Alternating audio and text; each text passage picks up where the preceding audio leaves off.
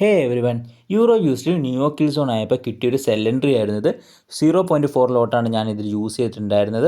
മാർക്കറ്റിൻ്റെ ഒരു direction already ഒരു ബിയറിഷ് തന്നെയായിരുന്നു. സോ സെൽ എൻട്രി ആയിരുന്നു പ്ലാൻ ഇട്ടിരുന്നത്. ഈ ഒരു ട്രേഡ് എടുത്തതിൻ്റെ ലോജിക്ക് ഞാൻ പറഞ്ഞുതരാം.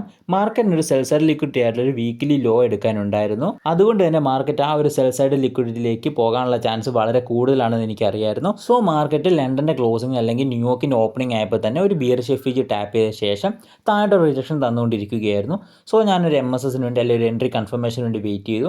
അങ്ങനെ ഒരു 7:37 ഒക്കെ ആയപ്പോഴത്തേക്കും മാർക്കറ്റ് ഒരു MSS തന്നു, നല്ലൊരു MSS തന്നു. അതോടൊപ്പം തന്നെ 1 ഹവറിൻ്റെ ഒരു ലോയിനെ മാർക്കറ്റ് നല്ല ബ്രേക്ക് ചെയ്തു. സോ ആ ഒരു കൺഫർമേഷൻ അനുസരിച്ച് അവിടെ ഒരു ബ്രേക്കറിലായിരുന്നു എൻട്രി എടുത്തിട്ടുണ്ടായിരുന്നത്. സോ ഇത് ഞാൻ സ്റ്റോറി ഇട്ടപ്പോൾ കുറേ പേര് ചോദിച്ചു എന്തുകൊണ്ടാണ് FEGയിൽ എൻട്രി എടുത്തില്ല എന്നുള്ളത്. കാരണം എനിക്കറിയായിരുന്നു മാർക്കറ്റ് ആ ഒരു FEGയിലൂടെ എത്താനുള്ള ചാൻസ് വളരെ കുറവാണെന്നും ആ ഒരു ബ്രേക്കറിൽ ടാപ്പ് ചെയ്ത് താഴോട്ട് പോകാനുള്ള ചാൻസ് കൂടുതലാണെന്നും. അതുകൊണ്ടാണ് ഞാൻ ആ ബ്രേക്കറിൽ തന്നെ എൻട്രി എടുത്തത്. അപ്പോൾ ഈ ട്രേഡിൽ നമുക്ക് 1:2.5 ടാർഗറ്റ് ഹിറ്റ് ചെയ്യാൻ പറ്റി. സോ ഞാൻ എന്തുകൊണ്ടാണ് ആ ഒരു FEG എൻട്രി വെക്കാണ്ട് ആ ഒരു ബ്രേക്കർ എൻട്രി വെച്ചതെന്നും അതോടൊപ്പം തന്നെ ഈ ഒരു ട്രേഡിൻ്റെ ഡീറ്റെയിൽഡ് ബ്രേക്ക് ഡൗൺ വീഡിയോ നിങ്ങൾക്ക് വേണമെങ്കിൽ ജസ്റ്റ് ഒന്ന് കമൻറ്റ് ചെയ്താൽ മതി. ഞാൻ യൂട്യൂബിൽ അപ്ലോഡ് ചെയ്യുന്നതായിരിക്കും. സോ നെക്സ്റ്റ് ഒരു വീഡിയോ കാണുന്നവരെ ബൈ.